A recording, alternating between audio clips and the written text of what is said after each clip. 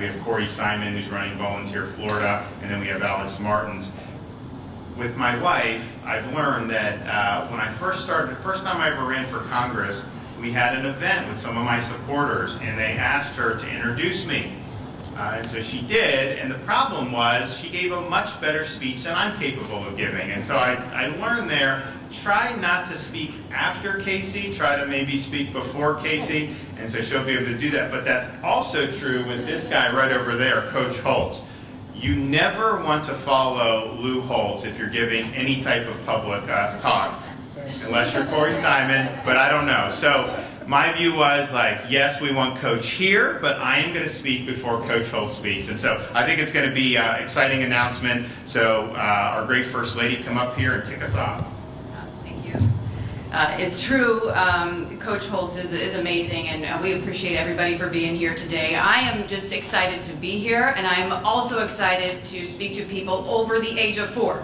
I'm not going to lie, our kids woke up this morning at 4:30. I can't remember the last time that all 3 kids, so we have a 10-month-old, we have a 2-year-old, and a 4-year-old, and at 4:30 they were all up and they were all busy, so there's that. But I do appreciate all of you taking the time to be here, because I really hope that this is going to be a new start for the direction of Florida and for Florida's future, and namely our kids. Many of you know that mental and emotional well-being of our youth has been a priority of mine since really the beginning of the governor's term. It started with a bipartisan mental health listening session that we did at the governor's mansion back in 2019. It really led me down the path of championing this cause. I realized very quickly that the mental health arena touches so many sectors of society, from our great law enforcement to our veterans to our family and, of course, our children. Seeing the data and knowing that mental and emotional well-being of our children was an issue pre-pandemic, unfortunately now we see that it is even more pressing. I can tell you that as a mother of 3 young children, 2 of the greatest things to help the emotional health and the well-being of Floridans all across this great state is having open schools and an open economy. But today we are here to do more. Through traveling the state and meeting with students, faculty, parents, coaches, I heard a lot of reoccurring themes. And to supplement those efforts, I sent out Dr. Eric Hall, who's here, who is the Senior Chancellor at the Department of Education. He led a group called Hope Innovators. And they went around the state and did the same thing that I had done. He met with teachers and faculty and parents and tried to get a lot of intel on what they were seeing as it pertains to mental health. And they again doubled down on the things that I had witnessed. And one of the biggest barriers, hands down, that we both saw was the stigma. I had children tell me that if they admitted that they had a mental health issue, that would be an acknowledgement that there was something inherently and innately wrong with them. They told me, quote, that they would be considered damaged goods, unquote, and nothing could, quote, fix the problem. In essence, for them, what they told me, it was demoralizing. So today, given the lessons that we've learned traveling across the state, we are changing the narrative on mental health and reframing it to resiliency and hope. We want to empower our youth with the tools and the skill sets to be resilient by learning how to persevere through life's challenges. We know that no one is immune from adversity and hardship. And it's not whether you're going to have challenges in life, it's how you're going to persevere, how you're going to have hope to get through the tough times. And that's why today we are announcing Resiliency Curriculum to the schools across the state. And this curriculum will focus on key fundamentals of teaching kids how to be resilient. For example, problem-solving skills, critical thinking skills, the value of mentorship, empathy, respect, and responsibility. And what's more, I've asked the Department of Education to put an emphasis on volunteerism within that curriculum, because I feel getting up, getting outside, and serving others does so much to put really good context and perspective on life. Doing good for others obviously helps those in need, but providing that help does tremendous good for our own emotional well-being. Additionally, I've asked the Department of Education to incentivize physical activity, as I feel exercise, as it relates to our emotional well-being, cannot be understated. Getting outdoors, running around, getting fresh air in the sun does so much good for our overall well-being. So why are we here? So why are we in the Amway Center, home of the Magic, surrounded by some pretty tremendous folks? Well, because it's one thing for me to say all of this. It's another thing for the governor of the great state of Florida to say this. It's another thing for the commissioner of education to say this. But it is something quite different if professional athletes who are respected and looked up to by millions of kids across this state lend their voice and their story of being resilient and persevering through tough times. We believe that they can empower and inspire kids throughout the state, and more importantly, give them hope. And to that end, we are excited to make an unprecedented announcement again, and that we are partnering with major sports teams and organizations all across the state of Florida. The great Orlando Magic, they're just one, but we're also really proud to be partnering with the Orlando City Soccer Club, the Orlando Pride, the Miami Dolphins, the Tampa Bay Bucks, the Miami Marlins, the Tampa Bay Rays, Inter Miami CF, the LPGA Tour, the Miami Heat, NASCAR, the Tampa Bay Lightning, and the Florida Panthers. We believe that this is an extremely powerful message that these organizations are uniting in an unprecedented fashion for this singular mission of supporting Florida's children by empowering them to be resilient, to persevere, and to have hope. In addition to sports legends, athletes, and coaches, they're all rallying around this as well because they understand that what it takes to persevere, the athletes and the coaches too embody the essence of a never quit, have hope attitude. Through their generosity and graciousness and all of the support of these prominent organizations, the athletes are going to be on the front lines communicating this message of resiliency and hope directly to Florida's children. And I want to give you a quick preview of what that's going to look like.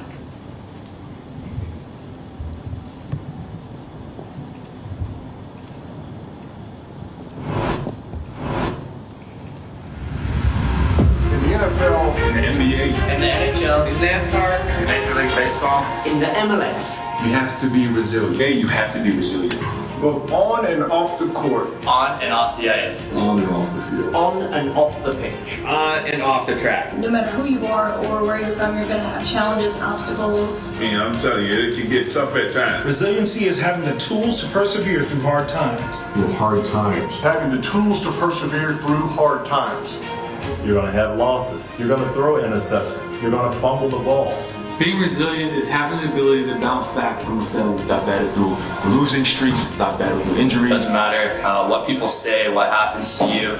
You always have your goals on your mind and you just persevere through it. Resiliency means you're not taking no for an answer. You're going to find a way to win. It means never give up. The discipline to keep going, to see it through, that's perseverance. You keep going because you believe in your dream, because you believe in yourself, and you believe in the bigger cause that you can really accomplish great things. I had to push for the work. I had to grind. I had to believe. I've had to use a lot of those skills to push through some of the obstacles I've had to go through throughout my career. But with the right skills and attitude, I've learned to overcome obstacles.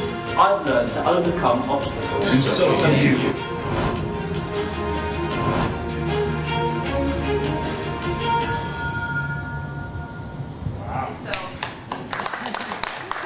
So I want to say each one of those athletes are lending their voice specifically to this initiative, and I'll tell you what, they did it in a matter of 1 week. We called all of these folks in a matter of 2 weeks and said, hey, listen, this is important for the kids of this state. Are you going to rally behind? Do you want to help us with this initiative to empower our youth to be resilient, to persevere, to have hope?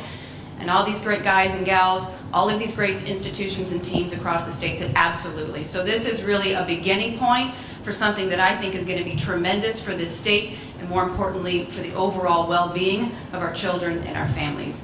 And with that, I want to introduce someone who really needs no introduction whatsoever, but humbled and honored to have Coach Lou Holtz here, because he obviously embodies really what it means to be a hero to a lot of folks, but to really persevere and to be a champion. Thanks, Coach. Thank you. First of all, I wish to thank the Governor and the First Lady for their wonderful leadership in providing this very difficult time. I'm also flattered and honored to ask to be part of this very important program. I've often said we can solve anything if enough people care. Having dealt with young people most of my entire career, I understand that everybody needs help. I'm an old man. My birthday candles used to cost more than the cake. But that's no longer true because it takes 2 cakes to get all my birthday kids on it.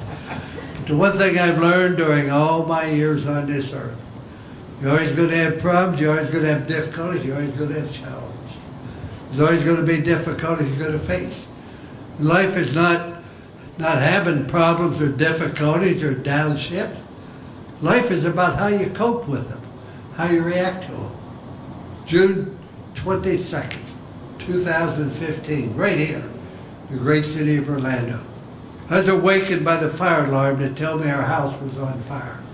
I awakened my wife at 2:30 in the morning. I'm not sure she would have awakened me, but we don't know that. But we got out with only our bathrobe.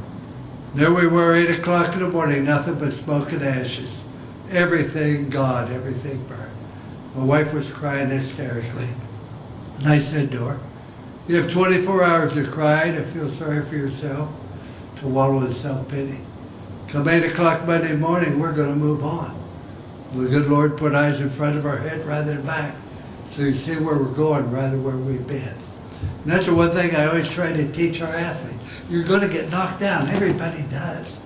One of the problems with our society is everybody got a trophy. They don't know how to handle adversity, the difficulty you're going to have in your entire life. So I've been blessed in so many different ways. I think Martin Luther, I think it was Mark Twain that said it best. He said the 2 most important days of your life, one's the day you're born, and the other's the day you discover why you're born. We discover we're basically born to help other people, particularly in this COVID crisis. Now, more than ever, we need to teach people to respond favorably. And I used to tell our football teams, I get ready to close, gentlemen, we're going to have 3 crises on our football team this year. I'm not sure when, I'm not sure what, but we're going to have at least 3. And how well we handle those crises will determine our success. And whenever we'd have a crisis, major injury or something, I go, I got great news for you. We only have 2 more crises to go. See, life is nothing more than a matter of choices. When you have difficulty, how are you going to react to it? Somebody said to me today about how I'm feeling. I lost my wife on June 30th here in Orlando. On October 18th, I hurt my back. That's the last time I played golf. To lose your wife and golf in the same year is very, very difficult, but that's all part of life. You have to get up every day and you have to say that's all part of it. Having problems, having difficulty, how do I react to it? Remember the word win, what's important now? You have adversity, what's important now? You have great success, what's important now? And evaluate the past, focus on this future, tell you what you have to do in the present. But it's so critical that we go involved with our young people. Nothing in this world is more important, and I say this to Mr. and Mrs. DeSantis. I'm available to help any way I possibly can. I have no idea how that would be, but I do know it's such a great cause, and I thank you both for providing the leadership. And Corey Simon, last time you made a bad decision when you chose not to come to Notre Dame. And further, thank you for having me. And so just for the record, when Corey was being recruited for football, obviously he ended up going to Florida State. Coach Holtz was there's a window when you can call Coach Holtz 6:30 in the morning, first one out of the gate calling Corey, and Corey did a recruiting trip there. And I'm with Corey, when you're from South Florida like he is, I'm from the Tampa Bay area, you're warm-blooded, and I think that it was a little bit cold up there for him, but it was a great program and a great coach. So Corey went to Florida State. He's had a great career, and he is now the head of Volunteer Florida for the state of Florida. He's really dove in and really working hard, and with his connections in the sports world, I mean, people want to help because Corey's involved, and so we appreciate it. So come on up. Thank you, the Governor and the First Lady. You guys have done a terrific job of not only giving us our freedoms here in the state of Florida, but also getting behind very worthy causes like this one. It's so fitting to be up here with Coach because I look back on the relationships that I've had, and none have been more importantly than the player-coach relationship. In many respects, that has been my fathering. That has taught me all of the things that I know about being a dad to this day. I have an 18-year-old son, And those are the things I got from Coach Bowden and Coach Holtz. One of my best friends played for him at Notre Dame. And so all of those life lessons, all of those things that we learn as players are the things that continue to keep us going to this day. Coach Bowden used to have this sign over the top of his tower that oversat all of our fields, and it said perseverance. It was the pushing through, it was the fight. It's easy to walk out of practice and be fresh and have a great day when it's 70 degrees and sunny and the wind's blowing. It's those days when it's 95 degrees and 99% humidity. Those are the days where you have to suck it up and finish. Those are the same things that I carry to this day into my job at Volunteer Florida. A coach once told me, he says, Corey, you can be one of two things. You can be a thermostat or a thermometer. You can set the tone and the temperature of the rooms that you walk in, or you can succumb to the pressures that environment brings. And so I look at that, and I look at where our kids are today, and I said, no, we've got to have more thermostats out there. We've got to present avenues and organizations that are willing to step forward and hold our kids accountable and help them through these tough times. And I'm so excited for Volunteer Florida to be able to partner in this cause. I look back at a couple weeks ago, I lost one of my brothers, my NFL brothers, in Vincent Jackson. And he took his own life. And then I look back at Junior Seau, and he took his own life. The pressures that we are dealing with on a day-to-day basis, we can dress it up, we can put on the outfit, we can put on the uniform and helmet, and we can look like gladiators, but inside we are hurting. Those guys that are leaving these leagues are hurting. And so we have to find ways to continue to push forward and say, you know what, they're not gladiators, they're men, they're human, they hurt, they have issues. And we've got to, and it's hard for us at times to really open up our mouths and say, you know what, things are just not going well. I'm suffering. That transition from being a professional athlete where everybody knows your name to just being one of many is a very tough transition for a lot of us. And so I'm happy to be here. Thank you, First Lady DeSantis. Thank you, Governor, for this opportunity. It's going to help more people than we know, because I think all of us need a voice and we need someone to talk to. And at Volunteer Florida, we're just an organization trying to find those avenues and those opportunities for our young people and our people in our communities to have that conversation. Great.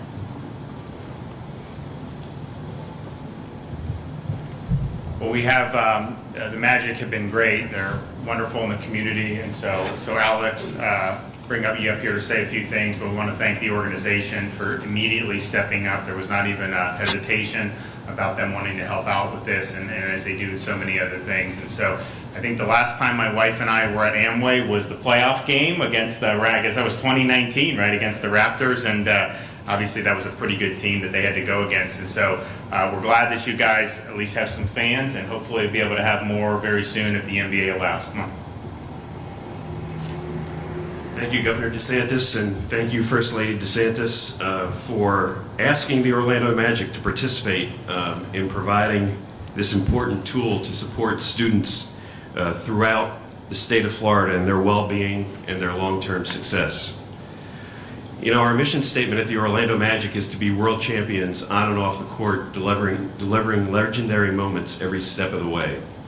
Part of delivering those legendary moments and part of being world champions off of the court is our commitment to our community. And at the heart of our commitment to our community is our focus on supporting at-risk youth here in Central Florida.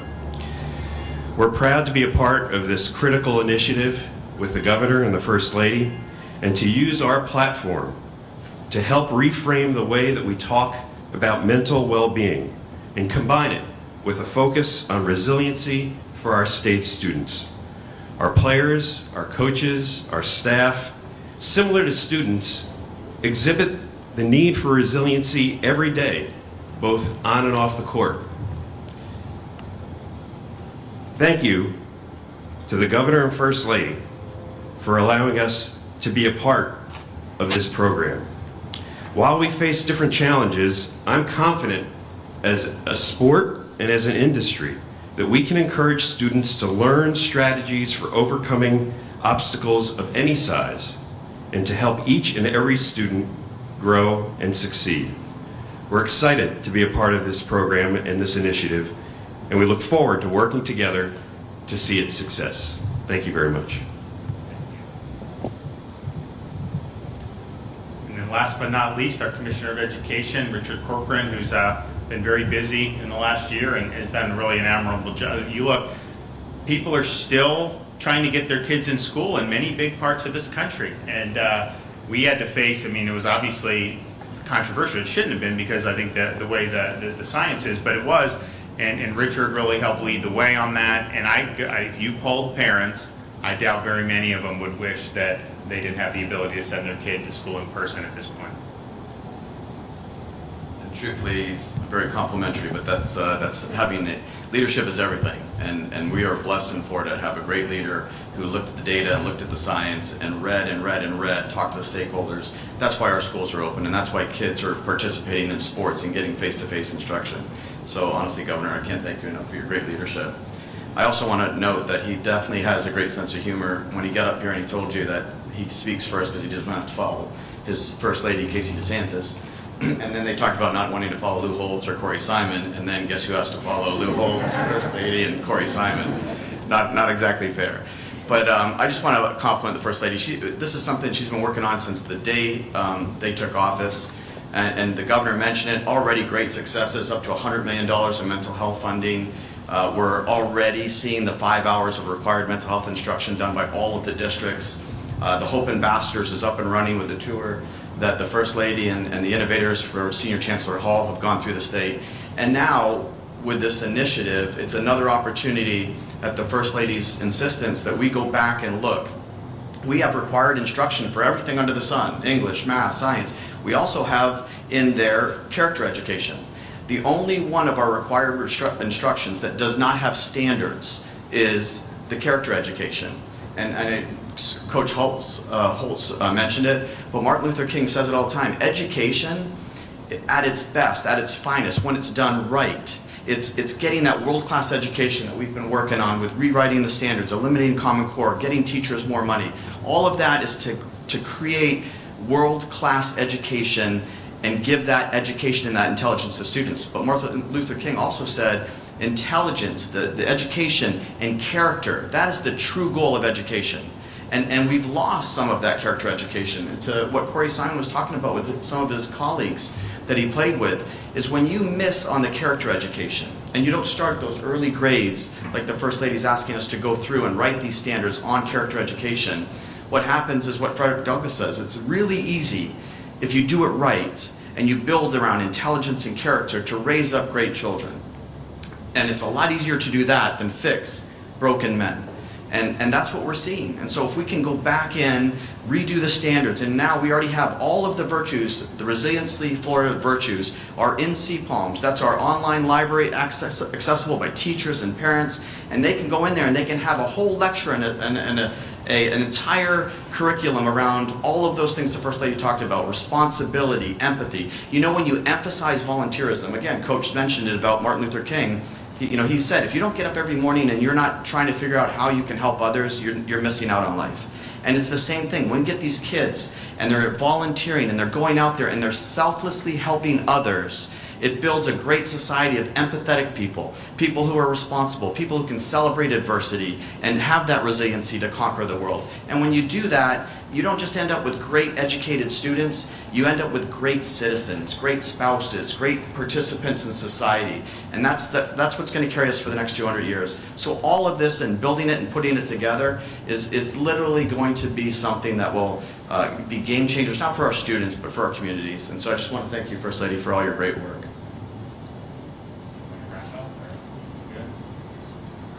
I'll just say that, again, I want to thank all of the institutions, the sports teams, all of the athletes that lent their voice to this, I think, what is hopefully going to be, no pun intended, a game changer. And everything we talked about is up now, available on CPALMs, and this is just really the start of it. And from here, we're going to be doing a lot. We're going to be going out regionally. We're going to be talking directly to a lot of these teams about what can we do to inspire our kids to have hope, be resilient, and persevere. The Hope Ambassadors that he mentioned a second ago that's been talked about, that's a club that we started. And basically, these kids, it's not mental health or emotional wellness in any way aligned.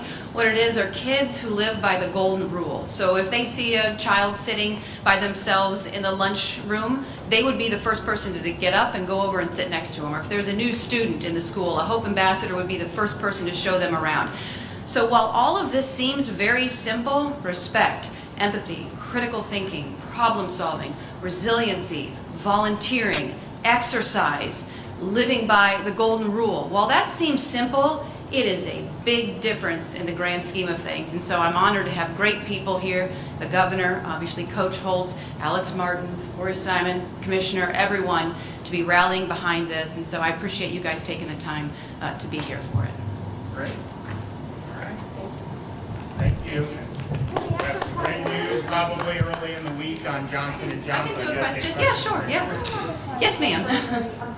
I'm sometimes I'm hard-headed and strict. No worries. How would this work? Is this like a class? You know, I'm confused Sure. about how it all works. So right now, so in 2019, we passed the 5 hours of mental health training within the schools. So what we're going to be doing now, available on CPOMs and building it out, is curriculum that goes back to the things that I just talked about. So lesson plans for things like problem solving, critical thinking skills. So this supplements, and what's great is it's free to all of the districts so they can utilize it and put it in the classrooms. What we think is phenomenal about this and what the Department of Education is working on is putting curriculums out there, and we're still working on some, putting them out there that incentivizes volunteerism, because we believe that putting context and perspective on life, getting kids getting up outside, getting out and helping our neighbors, helping our elderly, it is a big deal for their emotional well-being. And then also the physical exercise, which I said cannot be understated. I think that is essential. We see our kids in front of computer screens. We see our kids in front of social media. I'm a personal believer that social media is a net negative in society. I believe it does some good, but I think that there's a lot of bad that comes as a result of it, and our kids are seeing a lot of negativity. So if they can take a step back, get outside, get some fresh air, get some sunlight, run around, that does so much for their emotional well-being. And I think that this pandemic has exposed something that we know is very true, that our well-being is really contingent upon our interactions with our fellow man. And so by doing volunteerism, getting out and running around, it's a big deal. So does that help answer your question? It does, but how do kids get access to this? I mean, through their teachers, so they're in schools, and the teachers will be the ones who are getting the curriculum that they'll be able to get from CPOMs free of charge, utilize that, and then they will be teaching it to the kids. And all of those things that I talked about are going to be incorporated in the curriculum. Now that's not to say, like the Hope Ambassadors, what we're doing with those clubs, we're going around the state, we're incentivizing these clubs. Heck, we want to have them come up to the mansion because kids are out there doing great things. We want to support them 100%. So when you talk about the volunteerism, Corey Simon and I are making it a mission to incorporate new ways to be able to use volunteerism within the schools. Bright Future Scholarships obviously needs to have volunteerism. So whatever we can do to incentivize this. So a lot of it, we have some things that are up and running now, but a lot of it is going to be follow-ups with the team. You know, in talking with the Marlins, they make it their mission to be able to go around to deliver meals to the underserved communities around them. Well, I said, great, let's have our Hope Ambassadors. Let's work with the school districts. Let's work together. That's a big deal. So there's some things that are cemented now. Curriculum is still starting to build. I would say that that's true. We're going to be more on CPOMs, and then we're going to be brainstorming how we can make this even bigger and better going forward. I have a question. Yeah, sure. If you could explain a little bit about how you're going to connect some of the athletes' voices with the students. Will it be It's a great question. through videos like this? Yep. It's a great question. Yeah, that's a great question, because another thing that I heard, and I think Dr. Hall would say too, and just going around and listening to students, when they're scanning social media and they're looking at Snapchat or they're looking at Facebook, I don't know how many kids look at Facebook, I look at Facebook. When you're looking at that, you see so much negativity. The kids told me, wouldn't it be great to have a counterweight, a counterbalance to that, to have some hope and optimism. So when they're on social and they're seeing all these things that are making them feel down, boy, you see these guys and gals talking about persevering, talking about having hope. I had a tough time. You can get through it too. Just, it's going to be okay. That is going to be a big deal. So the private sector is big with this too. We're going to be micro-targeting kids, hopefully to their Snapchats, wherever they are, to provide these messages from people like Peyton Manning and Joey Logano and all the guys you just saw a second ago, and gals. So I think that's going to be something special.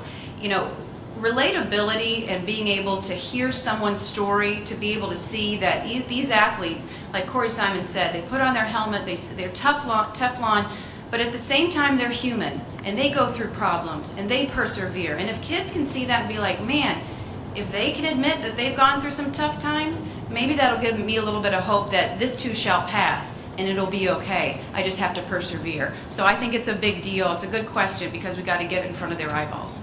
Good morning. Just a quick question. A lot of stresses do start at home, and I do need to ask the governor to that point, if you can speak to those like Mindy Weiss, who are now 4 months waiting for unemployment benefits, because those issues are I see what you're trying to do. If you guys have something on topic, we're happy to do it. Can I say for the stress component, I would say this. Opening the schools and opening the economy is one of the greatest things you can do to the emotional well-being of everybody of this state. And so, therefore, I am so proud of everything that the governor has done from the very beginning to look at the data and the evidence and make the best decision possible for our children and our families. And as far as it pertains to our children, I'm going to be doing everything that I can do to give them hope so they can persevere through life's challenges. And I am so thrilled that we have so many great institutions across the state.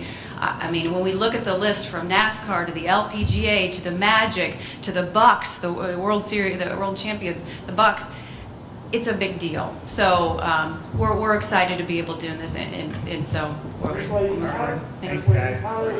Thank you. I want to talk to Coach and Corey. Well, Coach wants Corey's going to come with us, but if the coach, I think the coach will be able to do it. Will you be unemployment waivers, Governor? Is 4 months too long to wait for